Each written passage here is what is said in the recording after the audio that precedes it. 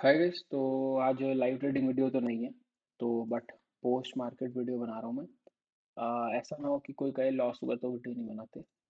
तो net loss for the day is about 30,000 इस account में। ठीक है, ये ज़्यादा दिखा रहे थोड़ा, और इधर 5,000।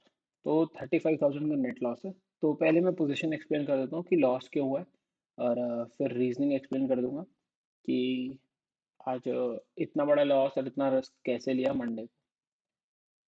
तो ये कैंडल में काफ़ी अच्छा डी के आया था, बट उसके बाद यहाँ से जो रैली आई ना, इसमें सारी कॉल स्पाइक कर गई नॉन स्टॉप।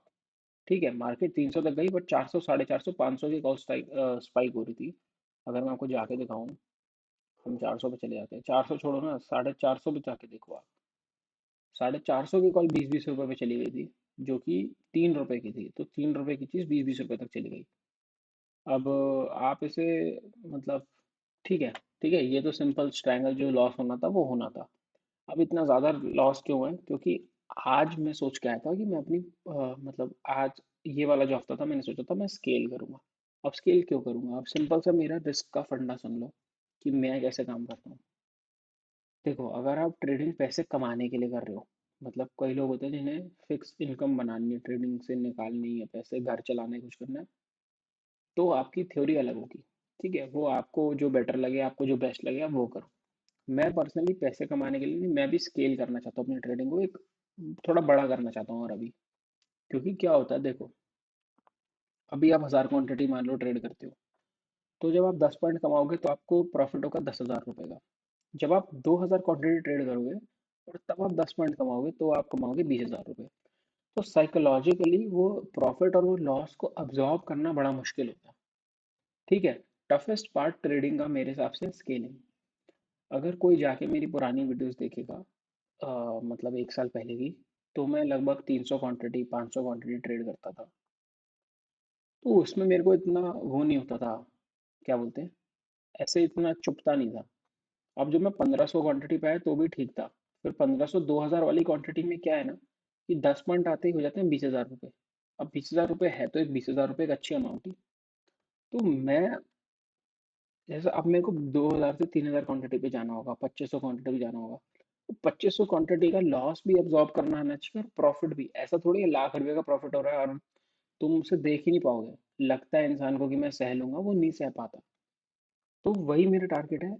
तो मेरा टारगेट है स्केल करना। ठीक है, मैं ये नहीं देखता कि मैंने 3-4% कर लिया महीने का, अब रुक जाता हूँ। अब ये मतलब डिफेंसिव मन करता है, बट कभी कभार मन करता है अगर ऐसे जाने का, जब स्केल करने का टाइम आता है तो क्या है, मैं महीने में प्रॉफिट, इस महीने के प्रॉफिट में था लगभग 3% के। तो मैंने सोचा कि अब अगले 2 हफ्ते हम करेंगे स्केलिंग। ये 3% का प्रॉफिट यूज करके, ध्यान से सुनो, अपनी जेब से रिस्क नहीं लेता मैं रिस्क तब लेता हूँ जब मैं मार्केट से प्रॉफिट पे चल रहा होता हूँ। अगर किसी ने नवंबर का महीना फॉलो करा होगा मेरे को, तो उसने देखा होगा कि मैंने पहले 2 हफ्ते अच्छे खासा लॉस लिया था, 2-3% का। उसके बाद जब अगले दो, बाकी के 2 हफ्ते थे, उस उन 2 हफ्ते में डिफेंसिव हो गया था। ठीक है ना? तो जैसे ही मैं ये 3% का क्वेश्चन खोल दूंगा अपना प्रॉफिट का, मैं वापस डिफेंसिव हो जाऊंगा, वापस से 2-3% अक्यूमुलेट करूंगा और फिर से रिस्क लेना शुरू करूंगा। अब हर बार तो ऐसा नहीं होगा ना कि मेरी किस्मत खराब होगी या फिर मेरी ट्रेडिंग बेकार होगी। आज मेरी गलती ज़रूर है। I think risk management better हो सकती थी, मैंने बेकार रिस्क मैनेज करा, और मैंने, आई पेड द प्राइस, मैंने पैसे दिए, तो मुझे कोई दुख नहीं उस बात का। बट जब तक मैं स्केल नहीं करूंगा तब तक मैं चीज़ें सीखूंगा नहीं। ठीक है ना? छोटे साइज से आप थोड़े बहुत चीज़ें सीख सकते हो, बड़े साइज से ही आपको रियल एक तरीका आता है सीखने का। तो यही फंडा है। लेकिन आप एक चीज़ का ध्यान रखो, मैं लॉस कर रहा हूँ ना, तो अपने अपने प्रॉफिट्स में से कर रहा हूँ, अपनी जेब से नहीं दे रहा मार्केट को। प्रॉफिट कमाया, वही प्रॉफिट लगाया और उसी से रिस्क लिया। Very simple. ठीक है। अब कई लोग कई लोग क्या करते हैं, मानो उन्होंने 3% कमाया, फिर 4% का रिस्क ले लिया, 5% का। तो मैं ऐसे नहीं करता, मैं अपने प्रॉफिट को ही, बार बार मैं बोल रहा हूँ, मैं अपने प्रॉफिट को यूज़ करता हूँ। और कई लोग मुझे ये भी बोलते हैं, जैसे अगर मैं आज का आपको दिखा दूँ, तो कई लोग बोलते हैं कि आपने बहुत सारी पोजीशन ले रखी है, निफ्टी, बैंक निफ्टी, निफ्टी। तो भाई देखो, मेरे को एक सिस्टम तो चलाना नहीं, मेरे को दिन का एक ट्रेड लेके तो जाना नहीं।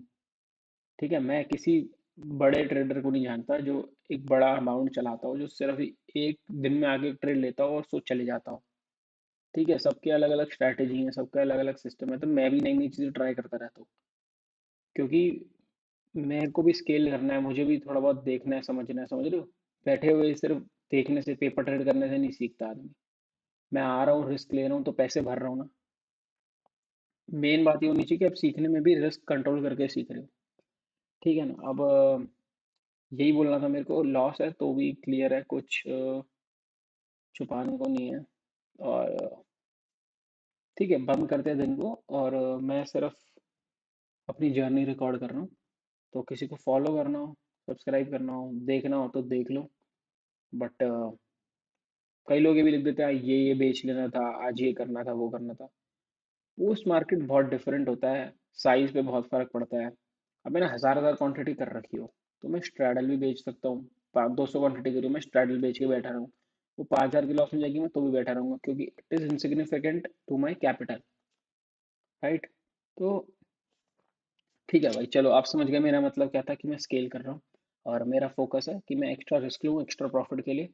और कल ट्यूसडे, कल भी अग्रेसिव जाएंगे, कल भी थमेंगे नहीं इतनी जल्दी। बट देखते हैं क्या करना है फिलहाल। फिर निफ्टी का प्लान डाल दूंगा मैं अभी थोड़ी देर के अंदर। Thank you for watching.